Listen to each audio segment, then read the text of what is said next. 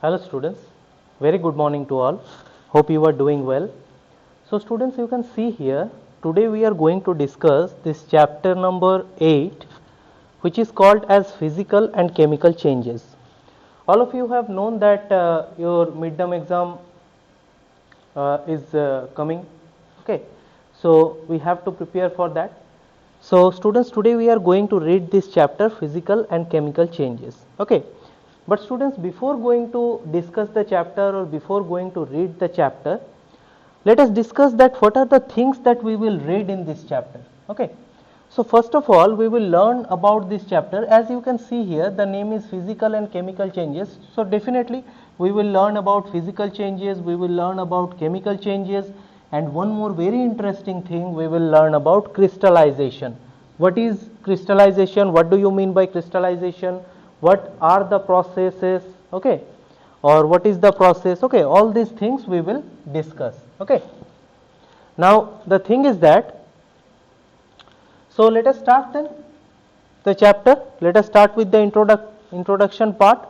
So first of all, you can see here students, first of all we will discuss about physical change, very important thing. Physical change. What is physical change? What do you mean by physical change? What are the properties of physical change? Okay, so it is written here that let us first do some activities to understand the concept better. So first of all, let us read this activity. Okay, so through this activity we will read the chapter. Okay, so first of all, here is the activity which we call as activity 8.1.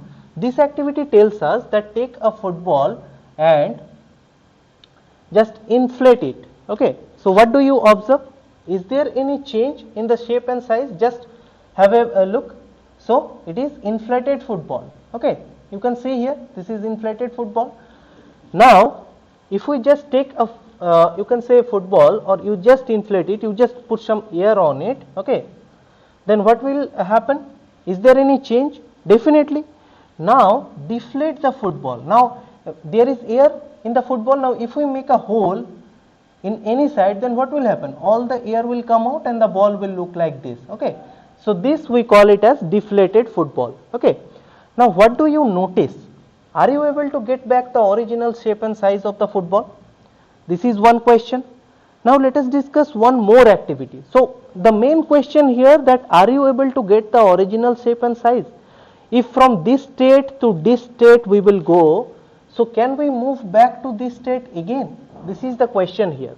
We will find out the answer definitely, but let us discuss one or two more activities. Activity 8.2, just have a look. Take some wheat flour and knead it to make dough.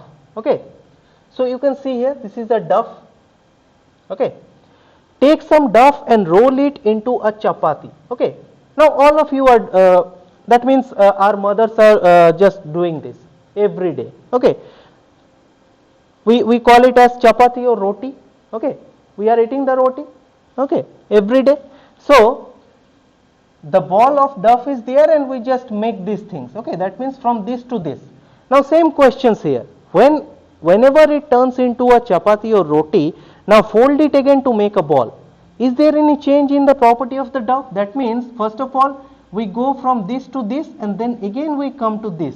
Now is there any change, or can it be possible to reverse the change from this to this, then again this to this? Is it possible or not?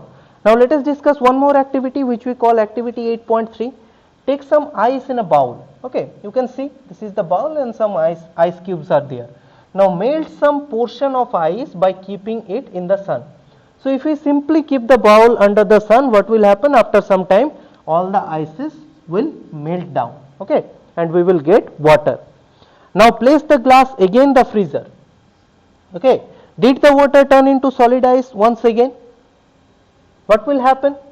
Okay, so all these questions are there, that if we do these things, then can we be able to reverse the thing?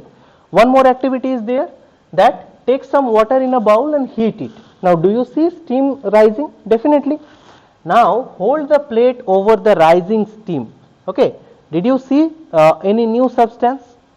Okay, so these are the activities. Now students, why are we discussing this kind of activities? That what will happen, whether we can reverse it or not, Why are we discussing all these things? Students, because here we are discussing about physical changes, okay, and later we will discuss about chemical change. So we just want to know, we just want to classify these things, that whether a change can be reversed or not, okay. Just have a look. One more activity is there, activity 8.5. After that we will discuss the consequences or the results of these activities. So what activity 8.5 tells? This activity tells that take an old hacksaw blade, okay, hold it with a pair of tongs, okay. Now keep the tip of the free end of the flame of a burner, okay, and now heat it for few minutes. So what will happen? So what are we doing here, students? That we just take an old hacksaw blade, okay, we just hold it, okay, and the free end we just put it on a flame. So what will happen? And we have to heat it for few minutes. Now after that, what will we observe? Does the color of the tip of the blade change? Definitely. All of you have might seen that if we put some, you can say hacksaw blade, it is made by iron, okay. Iron means we are this is the symbol of the iron, Fe, okay. So if we put something on the, you can say if something made by iron, if we put it on the heat, then after some time what will happen? The color will change into red color. Now if we remove the tip of the blade and let it cool, so did it regain its original color? That is the question. Now students, discuss the consequences or the results of all the activities, okay. 4 or 5 activities we have discussed here. This is activity 1 we have discussed, this is activity 2, okay, ball of duff, this is activity 3, the ice cubes, okay. Activity 4 we have taken, if we heat the water, what will happen? And activity 8.5 we have discussed that if we put some metal into, you can say, if we heat the metal for some time, then it will turns into red color. So what happened after that? So students, now let us discuss what we observe in the activities. Very important. These are the results, okay. Now the first activity or the second activity, we noticed in activity 8.1 and activity 8.2, the football and the ball of duff show change in shape and size. Definitely students, that if a football is there and if we just put a hole on the football, then what will happen? All the air inside the football will come out and the football will squeeze. That means definitely there is a change of shape and size. If a duff is there and if we make a roti or chapati by using that duff, what will happen? Definitely there is a change of shape and size, okay. Now activity 8.3, 8.4 and 8.5, ice first changes into water and then to ice. So water first changes into gaseous form and then back into water, okay. That means what will happen? If ice is there, okay, ice will change into water, okay, ice will change into water, water will change into gas, okay, and these things is reversible. If we you can say cool down the gas, it will again turn into water. Then if we put the water in the freezer, it will again turn into ice. That means it is a, you can say, reversible changes, okay.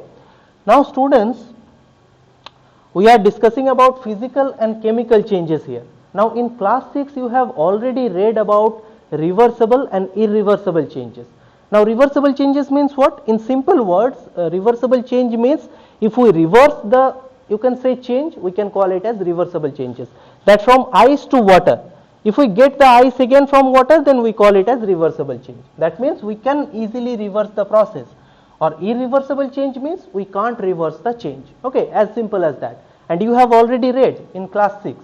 Now we are going to discuss, or we are just putting this idea into this, and we are discussing the physical and chemical changes, okay. In the hacksaw blade, changes the color on heating, definitely red color would be there, and in return back to its original color on cooling respectively, okay. Now the thing is that the shape, size, color and state of the substances are its physical properties. Definitely students, physical properties are what? Physical properties are the shape, size, color and state. These are the physical properties. So the change in which a substance undergoes a deviation in its physical properties are called physical change, okay. So what do you mean by physical change, students? Physical change is where a substance undergoes a deviation in its physical properties. What are the physical properties? Physical properties are shape, size, color, state. Okay, these are the physical properties. Okay. Now in this change, students, this is very important. No new substance is formed. Okay. For example, you can say tearing a paper, melting of ice cream. Okay. Dyeing of hair. These are the examples of physical change, and physical change is generally reversible. Okay, generally reversible. Okay, but you can say there are few things, there are few consequences are there, but in general physical changes are reversible process. Okay, so these are all about physical changes. Now students, let me discuss once more that what is physical change. Now students, okay, let me take the pen. Now tearing of paper. If we have a paper, now let me show you. Let me take a paper. Okay. So see, I have a book. So I have this book. So this is a paper. Okay. This is nothing but a paper. If we just tear the paper into two pieces, then what will happen? This is also a paper and the tear pieces will be also a paper. Okay. So there is no change in properties. Okay. So the thing is that in this physical change, no change in the properties. Okay. Now melting of ice cream, definitely if the solid ice cream is there, that also we call it as ice cream. If the ice cream melts, also in that time we can call it as ice cream. Okay. Now dyeing of hair, all the things, these are the physical changes. Okay. Now let us discuss the chemical changes. Then we will discuss the differences between physical and chemical changes. Okay. So what is a chemical change, students? So physical change, I hope you have understood. What do you mean by physical change? Okay. Now let us discuss about chemical change. Okay. So chemical change means what? Chemical change means, just have a look. We are going to discuss about chemical change. Now chemical change means iron gets rusted in humid weather. Okay, these things all of you have, you can say seen, all of you have seen, all of you you have experienced these things, that if we put a piece of iron in open weather, open climate, then what will happen? After few days it will get rusted. Okay, a brown layer forms on the surface. Now can we get back the iron after rusting? Do you think the brown layer is a new substance, or do you think this brown layer can be removed from the iron? So let us see some examples. Okay, just find out few examples that whether we can get removed or whether it can get removed. So activity 8.6, just have a look. So take a thin strip or ribbon of magnesium, okay, and clean it with sandpaper. Okay, so what we have to do, we have to take a thin strip of magnesium ribbon and we have to clean it with sandpaper. Now hold it with the help of tongs of the flame of a burner or candle. Okay, that means we have to heat it. You can see here, students, this is the burning of magnesium ribbon. The picture is there. It will burn with a bright white light. When it is completely burned, what do you observe, students? You will find that the magnesium ribbon leaves behind a powdery ash. Now does the ash looks like the magnesium ribbon? This is the question. Or we can represent the above change by the following equation. Okay, so there is a equation that magnesium, that means Mg. Okay, when Mg reacts with oxygen, we burn something, that means simply it reacts with oxygen in the atmosphere, then we will get magnesium oxide. So this white color substance is nothing but the magnesium oxide. This is the balanced equation. If we put a 2 here, 2 Mg plus O2, we will get 2 MgO. Okay, so when magnesium ribbon it burns, or if we burn this ribbon, that means simply it will react with oxygen and we will get magnesium oxide. Definitely this magnesium oxide will be white in color. Okay, so that's why we get a powdery white ash. Okay, so this is nothing but the magnesium oxide. Now students, what we are going to do, let me rub this first. After that, what we are going to do? Now collect the ash and put it in a test tube and add some water to the test tube and shake it well. So what we are going to do?